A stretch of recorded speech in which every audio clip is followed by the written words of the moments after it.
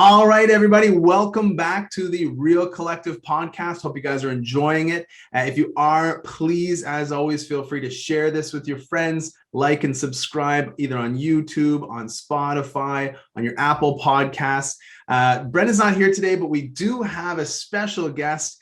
Peter Weeks is the president of the Canadian Association of Home and Property Inspectors. It's a mouthful, I know. Peter, nice to have you. Great to be here, Sean. Much appreciate the offer and the opportunity to have a chat with your viewers. Absolutely, well, and yours too. I mean, you can share this too. It'll be thanks. A good thing for us to dive into. So today on the show, we're going to go through sort of the top 4 times that you could have a home inspection. Some people think, oh, well, you know, I have to buy a house in a bidding war and I can't even have a home inspection. Well, there's 4 different times as you go through the process that you can buy a home. Peter's going to talk about what some of them are, benefits, pros and cons of all of those different times. And then later on in the show, we're going to get into a chat about what's happening in the world of home inspections. A lot of changes happening, specifically the effects of this really hot real estate market on home inspectors collectively, and what that means to you when you're buying or selling a home. So Peter, if we just start to talk about the 4 times that we could typically see a home being inspected, the first one that we're talking about is before a property goes to market. So we call that a pre-listing inspection. Yeah, exactly. So pre-listing inspection is typically it's done by the seller, okay, because he's pre-listing, okay. So as a seller of the house, having a pre-listing inspection done, which is an objective and comprehensive analysis of the property, okay? And that's typically done in advance of putting the house on the market, and will give the seller a chance to potentially correct any major or minor deficiencies, or maybe even ask more for the house once they've been fixed up. Having a pre-listing inspection available to prospective buyers may cultivate more potential purchasers, because people, I know, they come in, they're potentially interested in the house, and if there's a pre-listing inspection on site, then they can look at that and they say, oh, okay, so this has been done, which is I think a real plus. So the pre-listing inspection done by an experienced and trained inspector, that's the key part. You know, I hate to say this, but the inspection business is a little bit of a wild, wild west. Not everybody is qualified. So when that guy offers you an inspection for $199 cash, you might want to think again. I'll leave it at that. Buyers can look at the inspection report and have an improved understanding of the house and feel better about making a better offer, perhaps.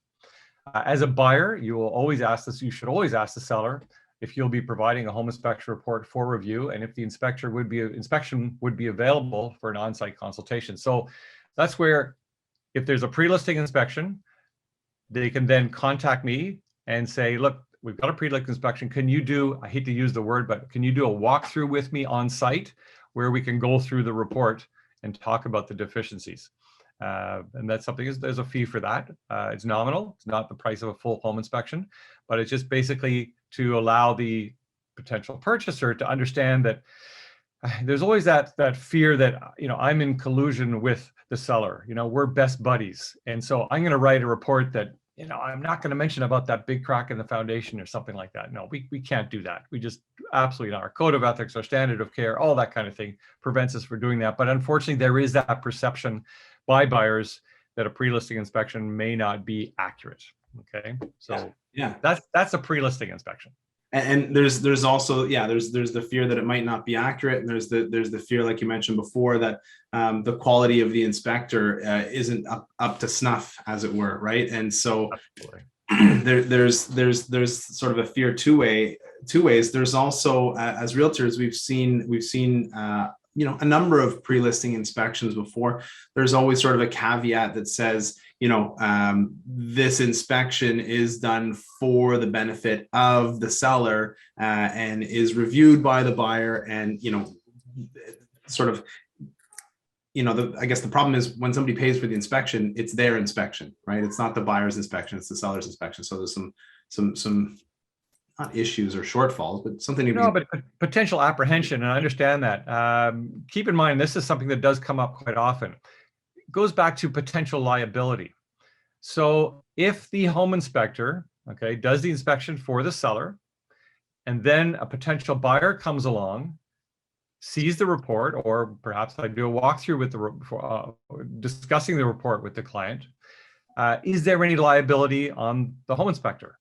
And the answer is yes, there is. Although there is no specific contract between the home inspector and the buyer, although there could be, depending on the scenario. There's a standard of care where, you've done this inspection report, you provided it to the seller then decides to use it as a marketing tool to provide to his potential buyers. Yeah, you've got to stand up for that. It's not a free ride. You're still potentially liable, and be professional and say that's your document and you're going to stand by it. So I think that's maybe what you were alluding to in terms of liability. And yeah, there is liability on that home inspector for sure. It sounds very similar to what we have as agents is the difference between a client relationship and a customer relationship, right? A client relationship has that fiduciary duties that are attached to it versus a customer relationship. Just, you have to be fair and you have to be honest and transparent. So that's the pre-list inspection. What we're seeing more and more these days is the second time when you can have an inspection, and this is someone hired by the buyer, and that's a pre-offer inspection. So a house is going up on the market on a Thursday, they're taking offers the following Tuesday, and the buyer reaches out to you to coordinate a time to do an inspection in advance of submitting their ideally unconditional offer, right? Correct. So yeah, the pre-offer inspection is done by and for the buyer. Okay, and the way the market is right now, that's sort of how it's working, and that's really it's a crucial time. It's very typically short, unfortunately, but it's a crucial time, and that's your opportunity. So by doing a home inspection before you put in your offer, it can give you some peace of mind that the house is good and worth perhaps going over asking if necessary, or you now may know the issues with the house in question and perhaps not put an offer in now. Maybe there's some things going on and they're beyond your comfort level. In which case then you say, you know what, I'm not going to put an offer in. And that's okay. There's nothing wrong with that. It's a form of consumer protection, really. That's the important thing. When it comes to pre-offer inspections, there are some inspectors doing, and here's this word again, walkthrough inspections. And those are really dangerous. There's no report, there's potentially no liability. A lot of them are just, pay me cash and I'll just walk you through the house. The other frustrating thing, I'm not sounding like I'm venting here, Sean, but I'm going to just say an interesting point that I run across a lot is quite often I'm called up and I'm being given a half-hour time slot to do an inspection. I can't do an inspection in half an hour. And any inspector that claims they can, don't go that way. It's just not right. A basic single family home, you're looking at probably 3 hours on site. And that's what it takes to do a proper home inspection, to do a thorough home inspection. And that's what you need to do. So don't do yourself a disservice and say, oh yeah, I'll get this guy $100 cash, he'll walk me through.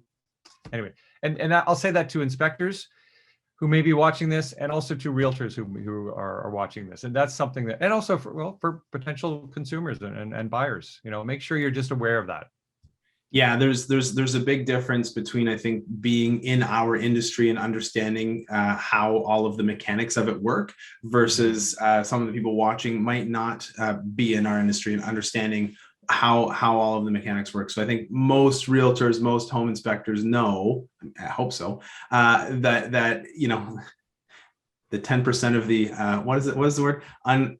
Unconsciously unable. I don't remember what the word is. Anyways, the most people know that to do the job well, you need to spend time there, right? And rushing through it, doing a walkthrough with your uncle is not the same as having a registered and licensed home inspector going through the property. Stan, hold on, I got to correct that. There is no licensing of home inspectors in Ontario. Okay. Ooh, great. That's something you have to be careful with it. Yeah, unfortunately not. There was a bill passed back in 2017 called the Home Inspectors Act.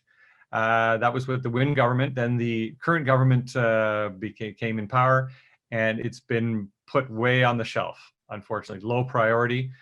We as associations in Ontario and nationally, we've been trying to rekindle that with limited luck, because they just don't see the value of it. And they're also doing it from a point of view of, okay, well, how much are we going to have to charge these inspectors to provide this license to them to make it worth our while to do it? So anyway, so that was my rant. If you want to hire a home inspector, hire a registered home inspector, an RHI. We go through a lot of hoops to get that designation, and really, really important. And that's the association here. Perfect. Okay. So I didn't mean to interrupt you, Sean. I need to clarify that right off the bat. Yeah. That's great. Hey, listen, this is good. And to your point about walking away when we see a home doing a pre-offer inspection, I've had that multiple times when I'm sitting at the sitting at the offer table representing a seller. Somebody had gone in and done an inspection on the home, and then they don't show up with an offer. It's happened in the past. We've seen it with buyers as well. You walk through and say, yeah, you know what, this is not for me. It's not what I wanted, not what I expected. And sometimes it's the home inspection, and sometimes it's not, right? Sometimes some other thing happens, and it gives you the right to be able to do it, right? And it's very similar to the third one. And that third one, of course, is the typical way that people have been buying houses for years and years and years, which is you go and you buy the house conditional on home inspection, mortgage financing, well and septic inspection, whatever, insurance, condo documents. Yep. Right. Exactly. And some people that's a conditional offer, and then you go through and you fulfill those conditions, but some people walk away at those points too, right? So doing that inspection, like you said, is an understanding of what am I getting into before you're actually getting into it. Yeah, no, it's so true. I mean, you have to remember, most people in my world, at least, everybody in my world, buying a home is a huge expense. I mean, that's the biggest expense you're gonna do in your life. I mean, it's a lot of money to buy a house, and it seems to only be going up right now, which is good or bad depending on where you are. So that brings us to the pre-purchase home inspection.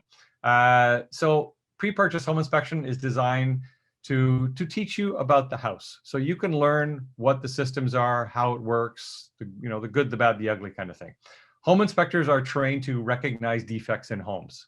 Okay, that's important to understand. We take there's a course called a defect recognition, and it teaches you what are the signs and what are the clues. So many times, small clues and indicators can guide a trained home inspector to issues that perhaps they may have overlooked, meaning the buyer may have overlooked those things.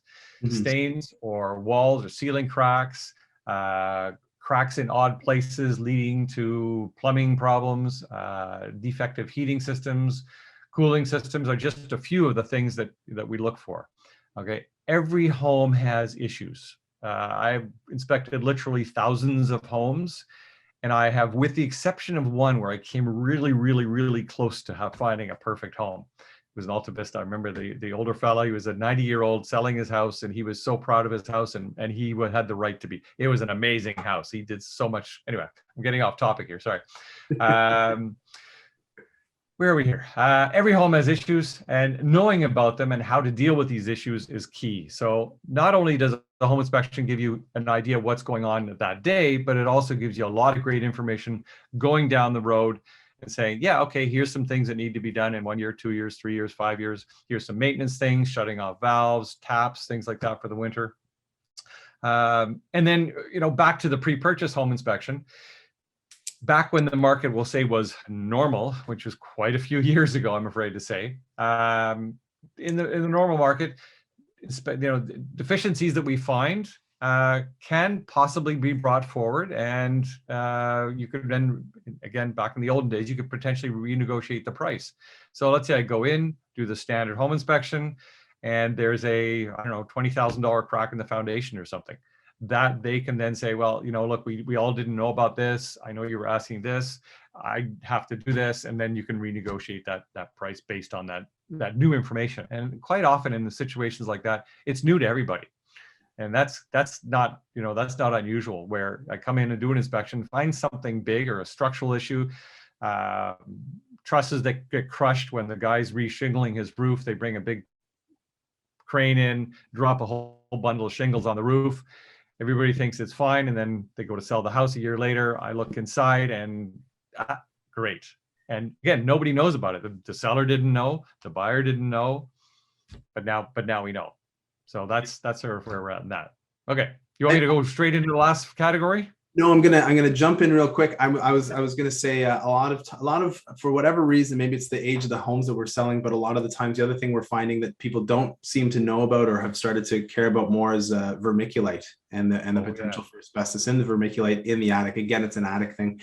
But I also wanted to bring up one of the things, and I think we can dive into this more in the second half of the show with some potential solutions, is the speed at which the market is moving is making it hard for those pre-offer inspections, because if the house goes up on a Thursday and they're taking offers the following Tuesday, oftentimes the seller will allow someone to come along with what they call a preemptive offer, right? Or a bully offer. And if that's the case, let's say they get a preemptive offer on a Sunday night and your home inspection is scheduled on the Monday, it puts you in a really cancellation call. Well, yeah, a cancellation call, or puts you in a bad spot, or it puts, gives you a cancellation call, but it puts a real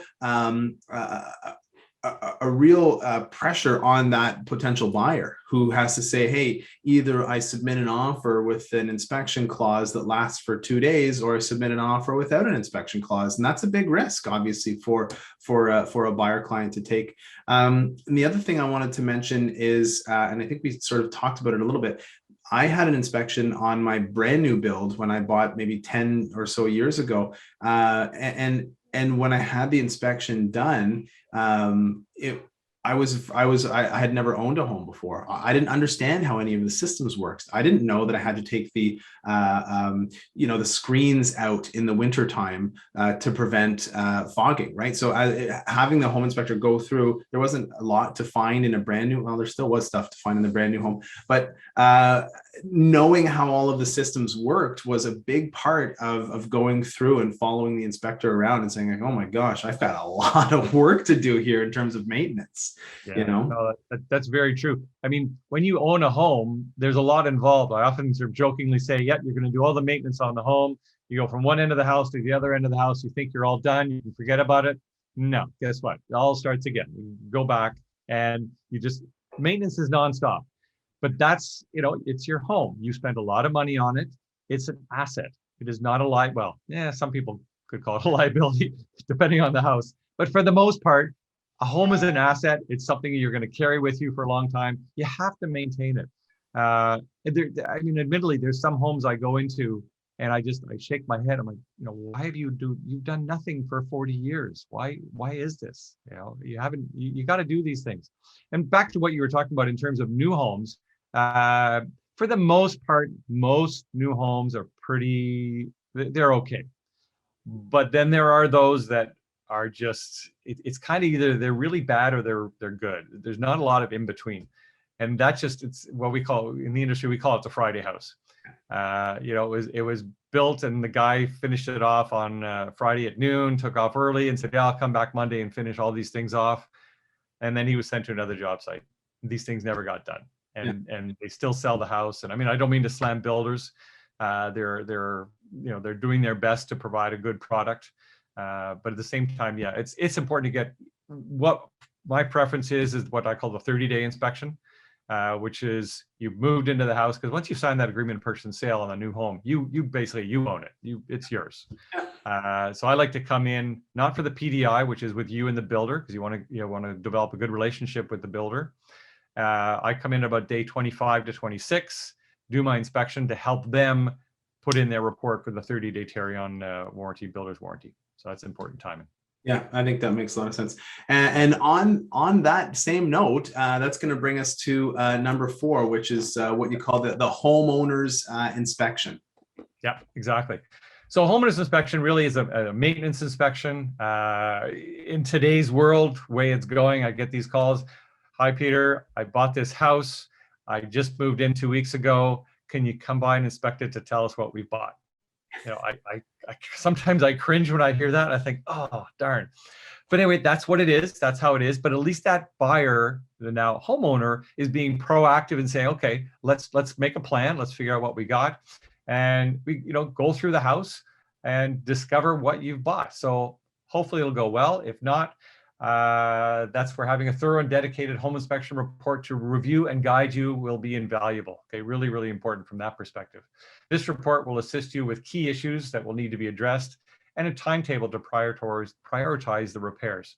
So it's something where I can go through and say, yeah, okay, so this roof here, we've got, it's a 12-year-old roof, typical life, 14 to 16 years, even if they put on quote unquote 25-year shingles.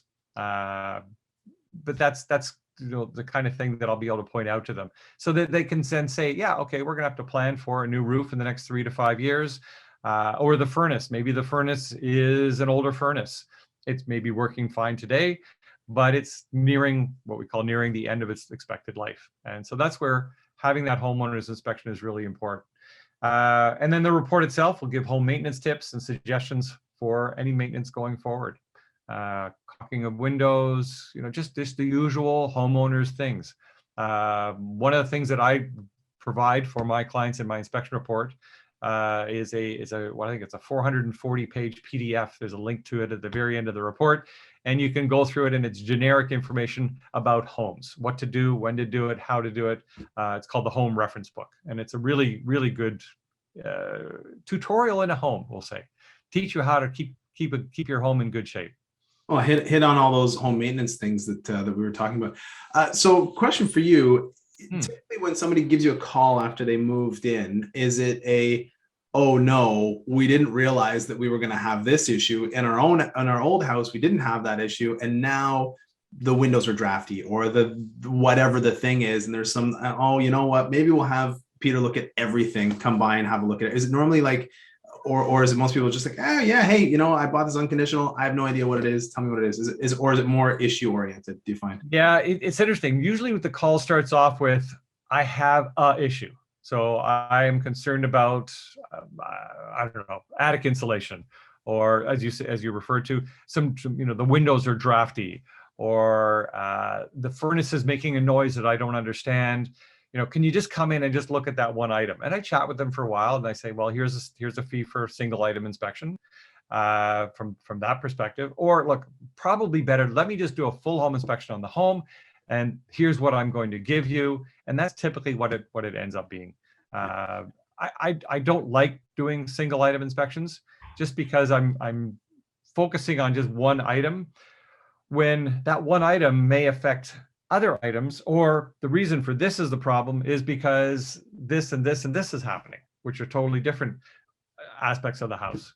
But it's the calls right now, as I say, quite a few I'm getting are the ones they bought the house, moved in, we didn't get a home inspection, help us out.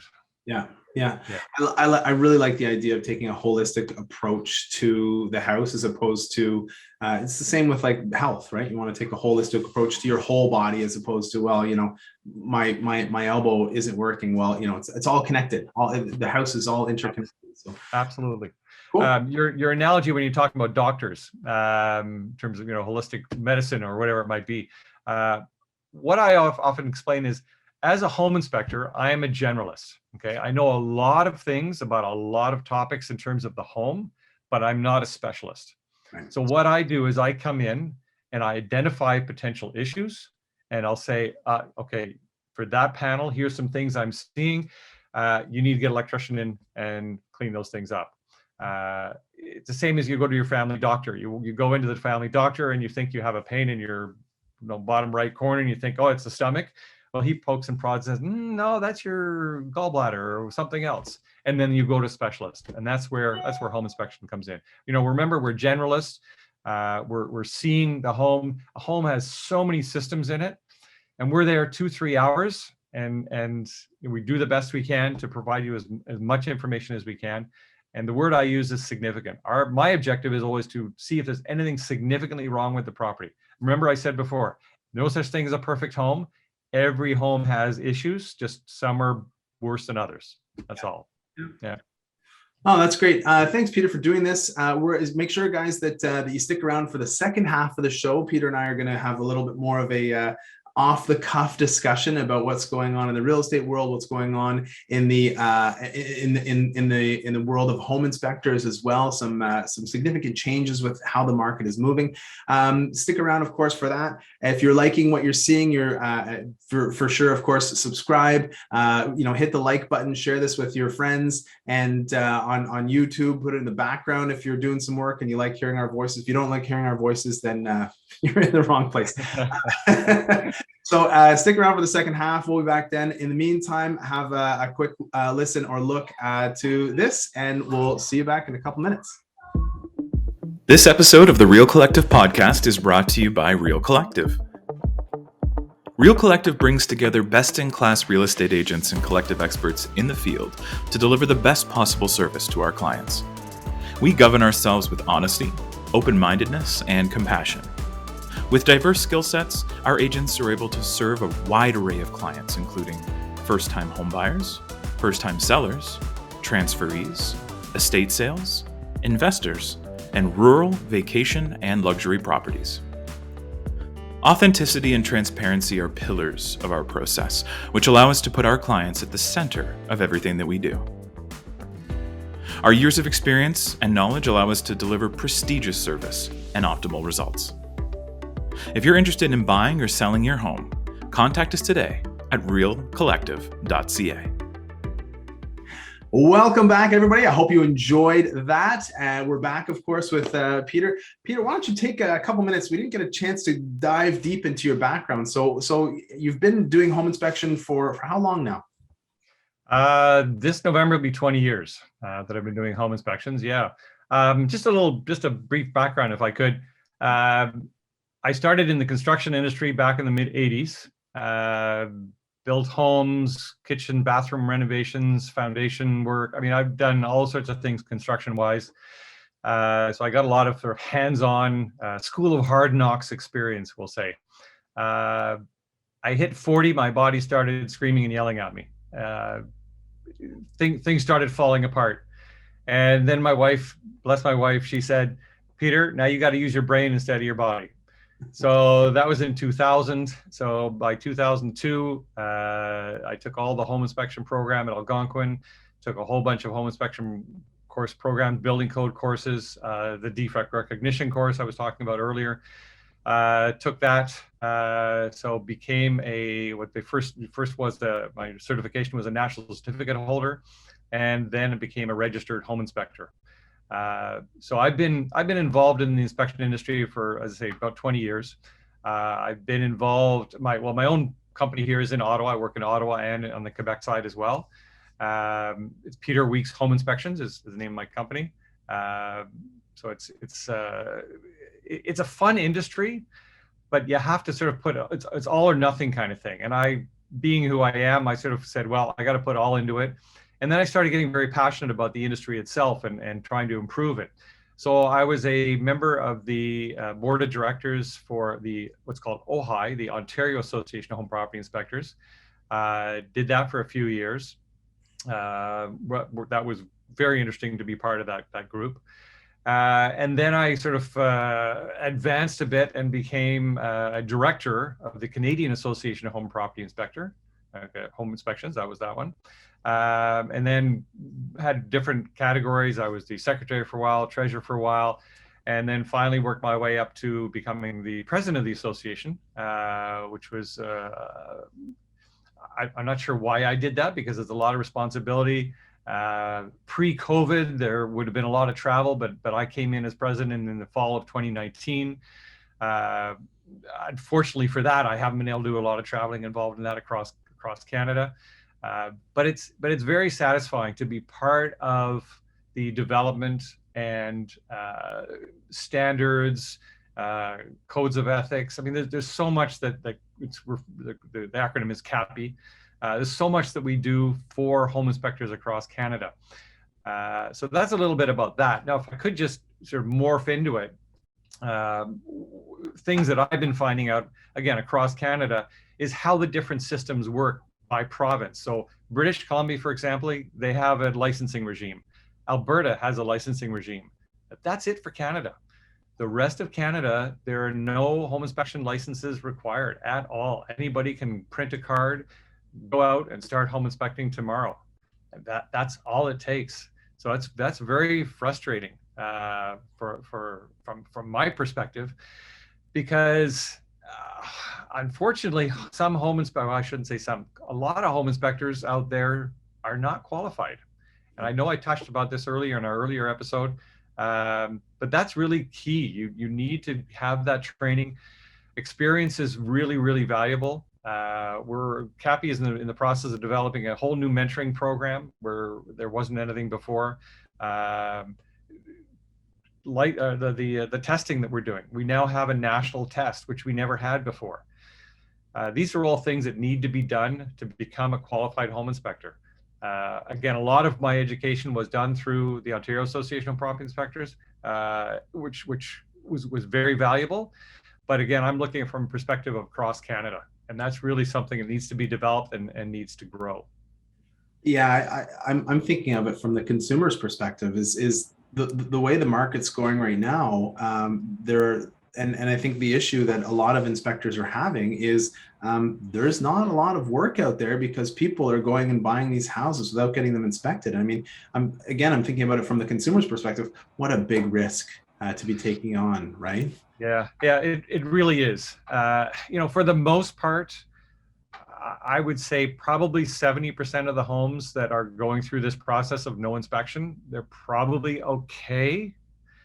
But there's that 30% that there are issues.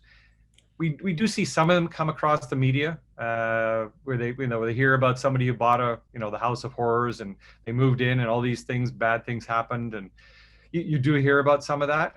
But yeah, it's very true. I mean, we as an industry, we've been hit hard in that with the lack of these offers conditional upon home inspections. A lot of inspectors are retiring. A lot of inspectors who started the industry and thought, yeah, this is going to be great. I'm going to learn a lot. I'm going to be a really good, thorough home inspector. They can't afford to remain as home inspectors because they're just not getting enough business. So that's tough from that perspective. I mean, I don't mean to belittle the issue for home inspectors, but where it really counts though is the buyers. There's no consumer protection right now. And that's the scary part. And that's where I know various Ontario government, the federal government, they want to try and do things to try and make it better. I know the Liberal government at one point during their election campaign, they were talking about making a home inspection a legal right. You have the right to have this home inspection done from a point of view of consumer protection. People are saving up their money to buy this house, and it's in most cases they're maxed out. And if you buy something that needs work and you don't know about it, you're in trouble. Yeah, because there are some things that you can't overlook, right? It's interesting that both of our careers and our professions have something similar that's happening, that's having this effect, because I think since COVID happened, a lot of new people have been getting into the real estate industry. And there might be some newer agents, not all newer agents, but there might be some newer agents. And the word I was looking for before was unconsciously incompetent. There might be some newer agents who don't know what they're missing out on. And I mean, if you've got a realtor who's been in business for 10 or 20 years, they've probably sat 100 or 200 or 300 home inspections and picked up some of the stuff that I know. I've sat enough home inspections with you that, I'm certainly not a home inspector, but there's a lot more things that I can pick out at a home and say, hey, this is an indication, right? Yeah. And okay, raise the red flag, and let's go that one step deeper and see if we can have, Peter or somebody come have a look at the home, or let's be a little bit more conscious about this. But if you've got a new agent who doesn't have that experience, when I was a new agent, I had never sold a home before. I'd only bought one before, right? And just one, and so giving advice saying, hey, yeah, you know what, if you want to win this house, you have to do it without an inspection. That's really risky for the consumer.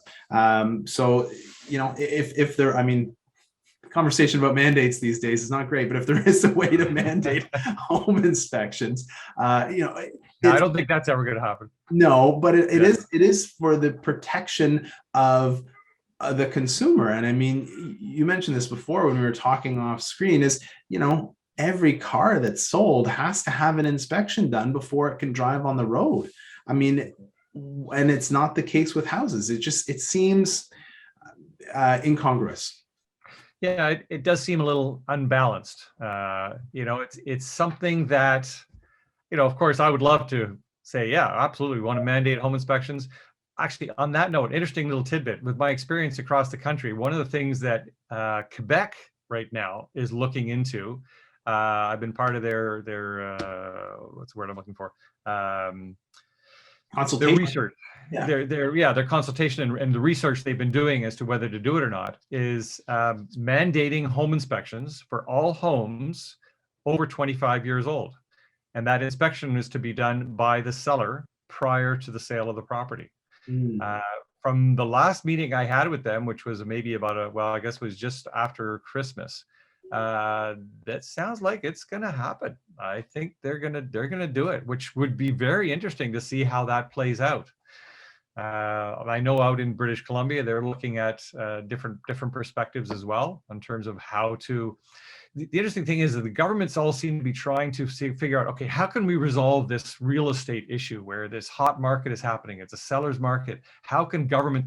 I don't know if governments can resolve it. I mean, they're trying things because they feel they need to try things, but I don't know. I think it's just, it's supply and demand. Again, as we were talking off screen, the lack of houses. That's the thing. I mean, the population of Canada is growing, and we don't have the houses to make up for it. So it's supply and demand. One house goes on the market, there's 10 people that want it, if not more.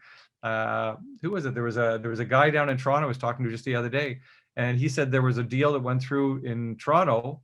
There were over 100 offers on this one house. Like, that's incredible. No, thank you. I do not want to be reviewing 100 offers on a property. I'm good with 5 to 10 is okay. Exactly. But imagine having to do that, and I'm gonna say something that you may laugh at me for saying this, but let's say I get involved and I get to do the inspection. Let's say it's a pre-offer inspection, and that particular client. Well, where I'm going with this is, the most I've done for one client was 6 inspections, and on the 6th he finally got it. But in the meantime, they're paying $500-600 per inspection, and they're not getting it. And finally they did get it, but at least they did do their due diligence through that. But let me add to this. From your perspective as a real estate agent, everybody thinks, oh yeah, real estate agents are getting rich and all this kind of thing. But what's actually happening is real estate agents are going around, because I see this, because I'm involved in this. I see them, they're putting in these offers, they're doing the showings, they're doing all this work with the client, and then they don't get the house because, keep in mind, real estate agents, they don't get paid unless there's a sale. And if there's no sale, they don't get paid. And all this work is running around and it's nothing. And that kind of, I don't mean to sound sappy, but that's a lot of work for nothing for you guys. And that's frustrating itself. Yeah, absolutely. Yeah. It's hard. I mean, look, it's hard for buyers and it's hard for agents. It's tough for everybody, right? The imbalance is the issue, right? And I think if there's a way to get from what we have as a seller's market, like a heavy seller's market, back to more of a balanced market, I think you hit the nail on the head. It comes down to, I mean, we can't control demand. Right? Demand is going to be what demand is. We sold more houses in 2021 than we've ever sold in Ottawa in one calendar year. Over 20,000 on MLS. That's not counting the ones that happened off MLS, right? So, the demand is there and it's strong and it's going to continue. But the supply, we've talked about all COVID, right? Supply chain issues. Well, housing supply is an issue that we're having, and it's having this upward effect on pricing and this sort of frenzied effect on home buying. And I don't want to say the trickle down effect, but there is an effect on you guys as inspectors, right? Absolutely. No, our numbers are definitely down. And as I said before, a lot of guys are just said, I'm going to retire. The other thing that's affected home inspectors is because of the insurance industry. Our insurance premiums have absolutely skyrocketed. Realistically, an inspection premium for errors and omissions liability insurance is over $5,000 a year, which is mind-boggling. Considering when I first started in 2000, there were no insurance carriers. Nobody would insure home inspections. And so it wasn't until I think it was 2004, 2005 that I finally was able to get insurance. And at that point, I was flabbergasted because it was $1,800 a year. Now I wish I could spend $1,800 a year on my errors and omissions insurance. Fortunately, knock wood, I haven't had any issues from that perspective. Maybe some of your viewers may hear that and say, well, it's because you guys aren't doing a good job and there's all these claims. That's not the case. It's just the insurance industry in general, because of COVID, they don't know what's going to come down the pipe. And so they're trying to figure out, they look at it from a business perspective and they do their balance sheet. And if there's some sort of low-lying fruit, they just get rid of it. And unfortunately, the home inspectors are a low-lying fruit in terms of our numbers and their potential revenues in the insurance industry. So again, my perspective is that what can governments do to change that? One of the things that we've done with Canadian Association of Home Property Inspectors is we've contacted the Insurance Bureau of Canada. And actually next week, we're having a meeting with them to talk to them about it, to say, what can you do to either help from our perspective, lower our insurance premiums, but also people should be getting home inspections done so that they know what they're getting, so the insurance company can perhaps know what they're getting. So we're thinking, maybe insurance company should say, we want to have home inspections done so that we know, because we're going to be covering you for insurance. And if that roof leaks, we're going to have to pay out. So if we can bring to the attention of the homeowner, that roof is finished, get it repaired, that's going to save you as an insurance industry a lot of money. Yeah. Anyway, I'm sorry to rant a bit. I'll let you go on. No. So one more question before we wrap up, and I think I know the answer, but I just want to be sure. Does the inspector who went and printed a card and said, hey, I'm a home inspector now, who didn't take any courses, no licensing, et cetera, who goes in and does the quick one time through the property for $199, just pay me cash, do they have insurance? That's a very good question. And that's something you as a buyer should ask that inspector, because for my insurance, I have to have certain designations and certain qualifications and certain education. And if I don't have that, they won't touch me. Right. So I'll leave it at that. So I'm not going to say they do or they don't, but they probably don't. Yeah, that's what I figured. All right. Well, listen, Peter, that was great. Thank you very much for doing this. How can people get a hold of you if they want to call to book an inspection? Let's say maybe they're thinking about putting their house on the market, or they've lived there for a long time, or if there's real estate agents who are watching, how can everybody get a hold of you? Okay. I do have a website, Peter Weeks Home Inspections. It's myottawahomeinspector.com is where my website is. You can call me, text me. I'm not very good at answering the phone during the day because I'm usually inspecting or in meetings like this. My phone number is 613-290-3697. So you can text me, you can call me. Email address, pwhi.rhi@gmail.com. So Peter Weeks Home Inspection at registeredhomeinspector@gmail.com. Be glad to help you out wherever I can. Even if you have questions about the house or just any sort of home related information you're looking for, glad to help whenever I can. Awesome. Really appreciate it, Peter. Thanks for coming on today. If you guys were the opportunity. Oh yeah, of course. Thank you for the opportunity. Much appreciated. Yeah. Oh, it's great. It's great to see you. So if you guys are liking what you're hearing, finding value in anything that we've talked about today, feel free to share it with some friends who might be thinking about buying or selling, investing in real estate. As always, click the like button. If you haven't already, hit that subscribe button on YouTube. If you're listening on LinkedIn, feel free to share it there. You can find us as always on Spotify, Apple playlists, anything like that. Have a listen, have a look, and like I say, give us a like. That's it. Until next time, everybody, make sure you keep it real. Collective.